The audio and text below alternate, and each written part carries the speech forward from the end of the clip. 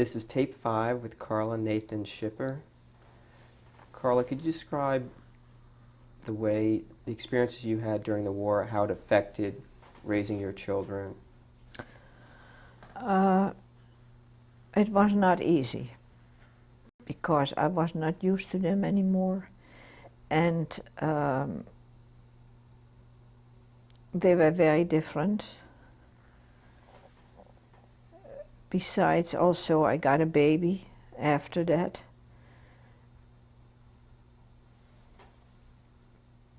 My oldest daughter was ill for a while mostly because she had had a traumatic experience during the war. You know, she was very underfed, and she got also something with her blood. I don't remember exactly what it was. We had her examined, we went all over with her to Amsterdam, and she also had developed a cross-eyed situation. While I was once traveling with her on a bicycle, that was of course before we were in hiding, and when my husband wasn't there anymore, and a person from the congregation whom I knew came over to me, and he said to me, "You see that she's cross-eyed?" I said, "What are you talking about?" He says, "Don't you see it?" And I had not noticed it. And I took her to the doctor, and at that time they didn't do very much about it. I don't even think that she had to have a patch over her eye. I don't remember anymore. That came much later. After the war they started doing that. So when she came back from the war, she also was cross-eyed. And we took her to Utrecht, where my uncle lived, because there was a large institution, a special eye institution. And she was operated there by a doctor that my uncle recommended. And it didn't change very much. It was now the other way around, but it was not good after a while. And then we moved to Amsterdam, and then we started all over again with examinations. And also physically she was not well. They said then that it was something with her thyroid. She had become very heavy, and we went through a lot of things with her. And also we went to a different doctor. And again she was operated on. And again it was not so very successful. But of course it takes several years before something else can be done. In the meantime we moved to America. And she was very much bothered by it. When she was about, I think, maybe 16 or so, when we were here a couple of years, we went again to another doctor. And he said to us that one eye she didn't even see out of. And that had happened by the operation of the other doctor, the first doctor. Couldn't do anything about that anymore. But he tried to straighten it out. And that was successful. But that was also not the first one. She was still operated once more when she was about 21, I think. That was finally successful. So we had our hands full all these years. The second one was all right. She was much more of a tomboy, and we didn't have too many problems with her. Once in a while she had something with a bicycle. She got something on her leg, but nothing that very serious. Except in the very beginning after the war, the people where she was in hiding kept coming back. And she was only a 3-year-old girl, so it was very difficult for her because she didn't know anything else than Oom Jan and Tante Pauline. She called her uncle and aunt, and all of a sudden she had a mother. So she never really got over that. The problem that these people made for her by not letting totally go. I mean, after a year or so, it calmed down, but they must have come several times, which I don't even remember, but she remembers it, and she talks about it. And when the youngest one was born, that was good because she was a very nice and easy child. And we moved to Amsterdam when she was about, she was about 3. And after about a year she went to nursery or kindergarten, whatever it was over there. But my other daughters went to a Jewish day school. It was very difficult for them because they came from a regular public school in Enschede. But they managed. And my oldest one, when she was finished with the elementary, she went to a Montessori high school, or junior high school at the time, I guess, until the time that we went to America. And we had a lot of problems with them where we were in Amsterdam because, you know, it wasn't so easy financially, and people, the aunt of my husband sent packages from here. And among other things, they sent shoes, and the shoes were hard to come by. And we had them wear those shoes, and those shoes were different than the shoes of the other children. So they were being teased and vexed about it. And we couldn't do anything about it. We had no other choice. And they never forgave us for that.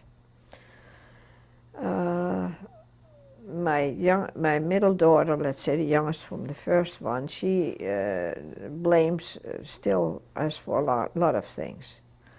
But that's what kids do nowadays. They blame the parents. So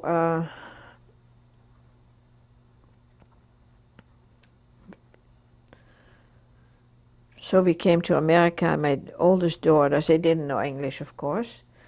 So my oldest daughter, who had been already in high school, had to go back to the last class of the elementary school in order to learn English, and then went to high school right away the following year.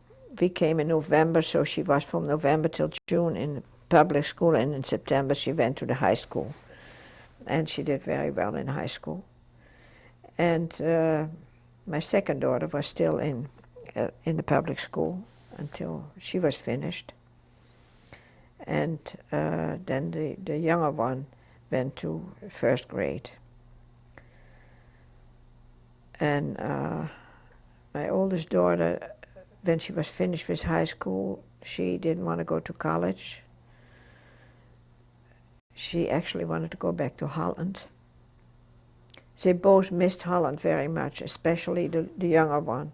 She had lots of girlfriends, and they felt that we shouldn't have done that to them in that age, that's the way they were.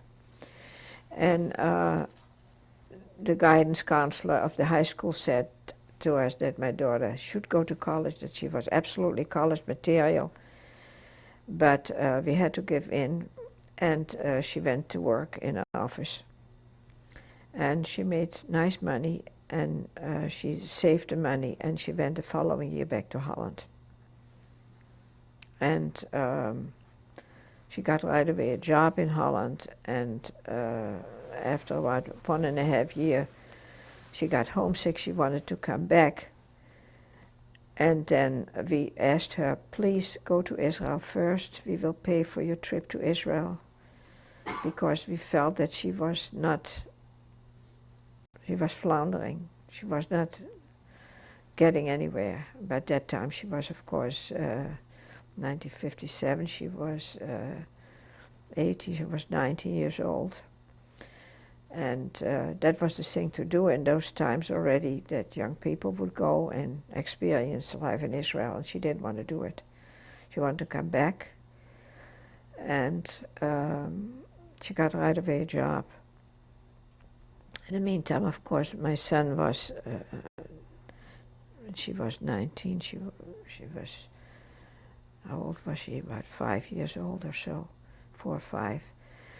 And so it wasn't so easy for us to have her back in that way, so I decided that she should have a room of her own in the neighboring apartment, so that she would have more freedom, because she was used to it already since she had been away. And that worked out all right. And after a while, she found some friends, and she started moving into an apartment in Midtown Manhattan. And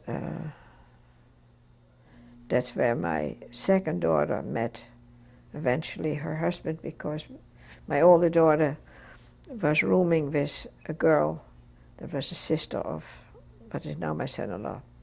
It's a bit complicated, but okay. When did you first tell your children about your experiences? We didn't talk about very much, no. Not necessarily on purpose, but we had a very good life. My husband and I had a very good marriage, and there was a lot of joy, because our daughter was a very lovely child. I mean, the third girl. And of course, I mean, the girls were fine too. I mean, you had problems, but okay, you overcame them. So we didn't feel, there was no need for us to talk about it. They didn't ask us. We didn't talk about it until much, much later, when we were here.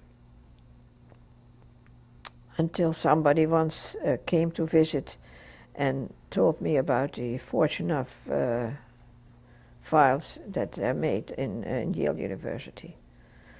Then I told him that I didn't feel like doing it. I didn't feel like sitting in front of the camera, and they begged me to please do it.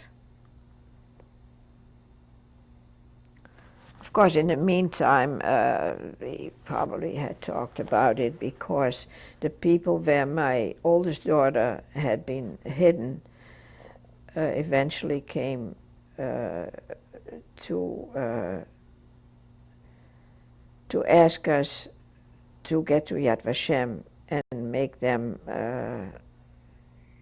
parents that had been hiding a Jewish child. I don't know now how you call that.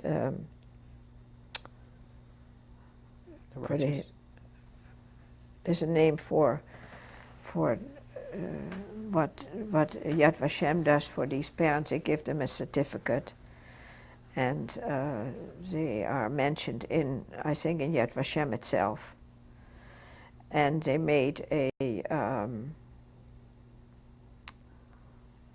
an advent of it, so we sent her back to Holland to be with these people when they got this certificate. But we didn't have much contact with them during those years, because I had too many problems with my son to face. So we let it go. And we also let go from the people where I was hiding, because, that was not such a good memory for me, on the contrary. And eventually we got notices that they passed away.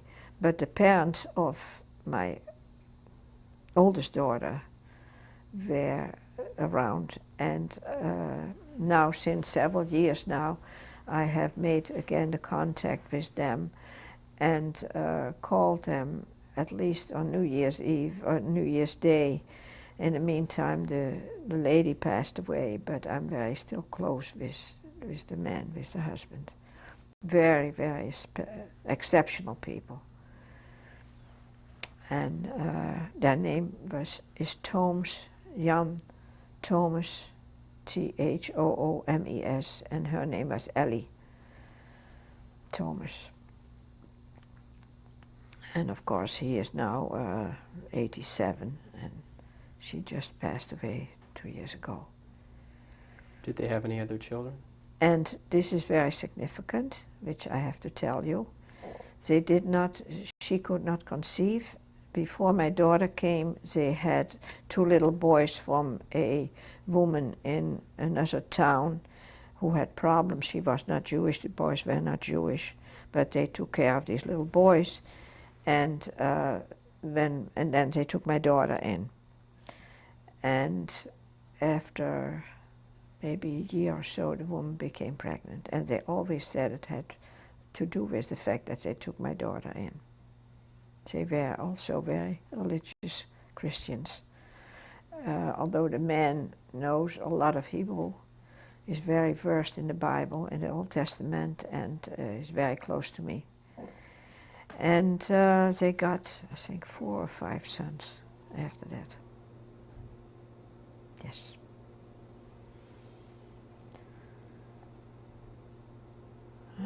That's about it. After the war, did you receive any aid from any Jewish organization? No. As a matter of fact, none at all, because when we wanted to come to America, we didn't have the money for the passage, because it was a lot of money. There were 5 people. And we had a friend who recommended that we should take a loan out on the insurance of the pension of my husband, of my first husband. And the insurance company agreed to it, and that was the only way. I went to the Hayes, that is still the Hayes here in Amsterdam, to ask if they would help us. And the man said, after he interviewed me, he said, no, he can't do anything for me. I was dressed nicely, the way I'm used to, and apparently there was a mistake. I should have worn very old clothes or looked very bad, then he might have given me some assistance. But he felt that we didn't need it. So we had to go another route. So that's how we got here.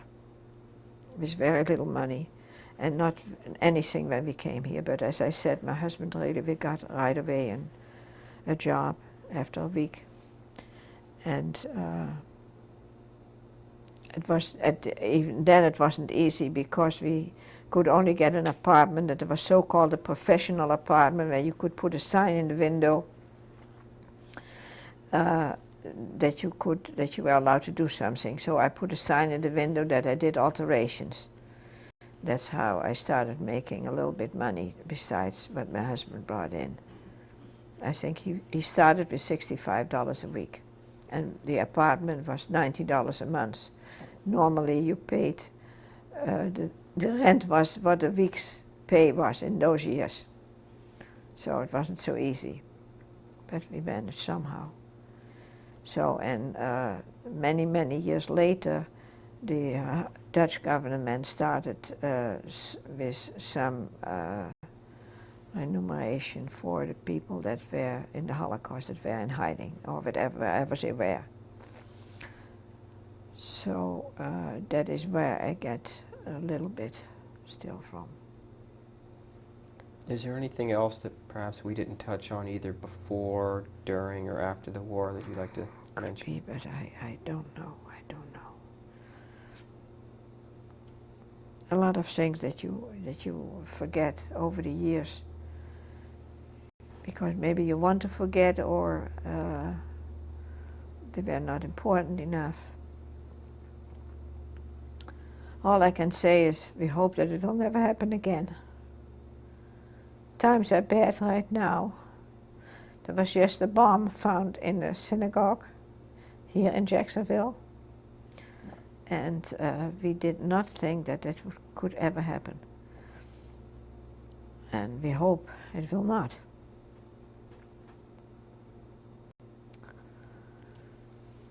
That's about it. We're going to take a break now. and look at some pictures. Okay.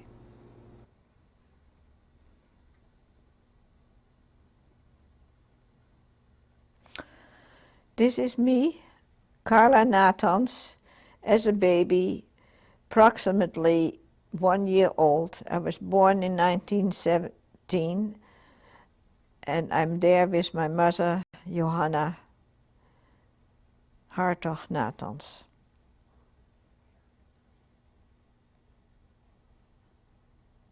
This is me with my mother and my father in front of a house in Assen. I was about 17 years old at that time. So it must have been 1934.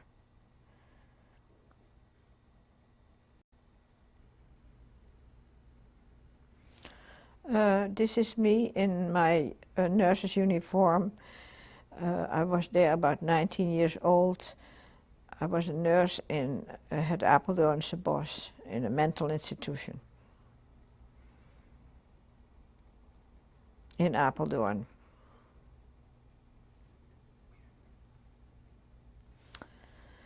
This is a picture of my first husband taken in Enschede, Holland. This is a document, it is an identification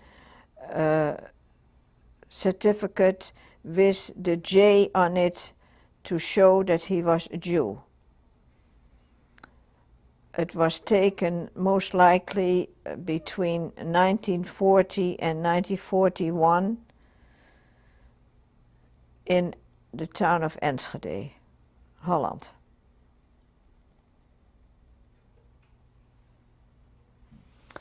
This is a picture of my wedding festivities when I got wed to my first husband, André Andriessen, on August 28, 1938 in Amsterdam, Holland. My father was still present at the wedding. My mother had passed away. All the others are guests. I have no brothers or sisters.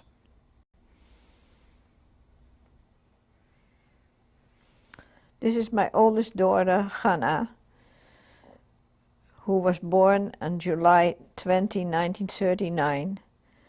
The picture was taken by the people where she was in hiding, most likely in 1943. In Veenendaal, Veenendaal.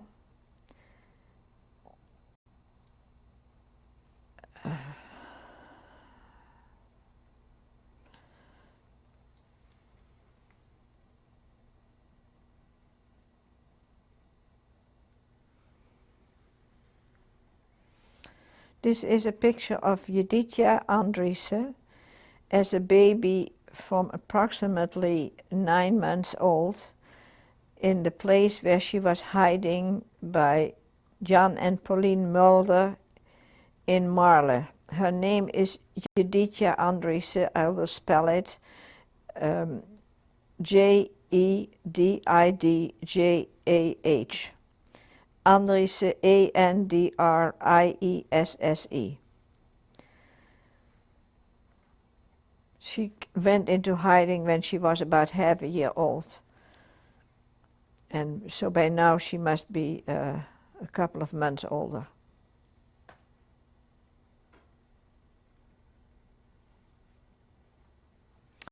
This is a picture of me with my husband Bernard Schipper, taken just the day after our wedding, January 26, 1947, in Utrecht, Holland. Utrecht, Holland.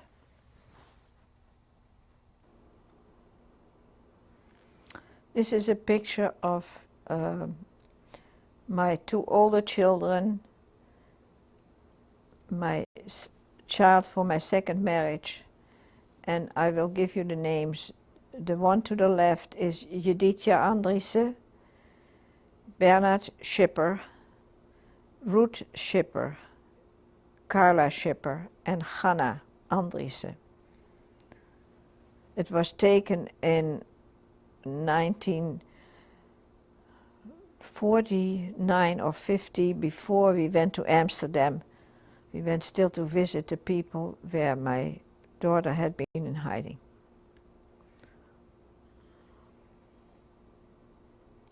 This is a picture of my two oldest daughters.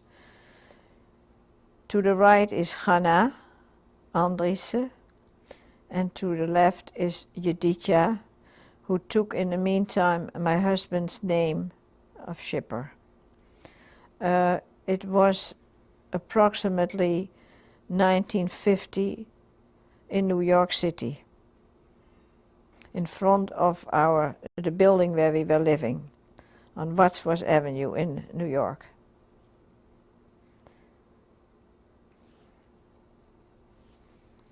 It's a picture of me with my son, Jonathan Schipper, Jonathan, who was born on January 15, 1957 in Flower and Fifth Hospital in New York City.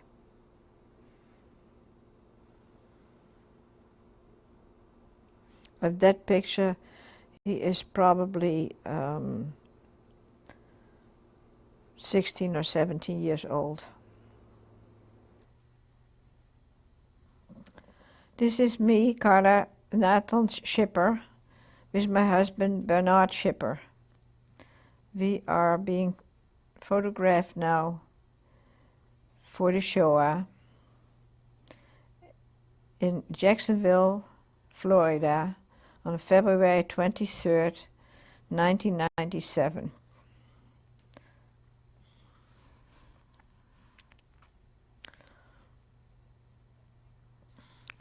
We have gone through a lot, at least I in my life, but we are very happy that we live here and that we have each other still.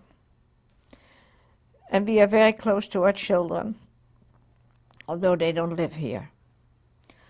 One lives in New York.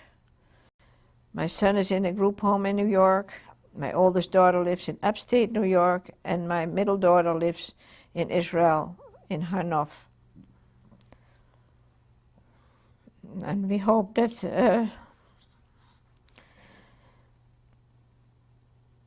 that they will appreciate what we did for them, especially that we told all the experience that we had during the war. And we hope they never have to experience anything like this.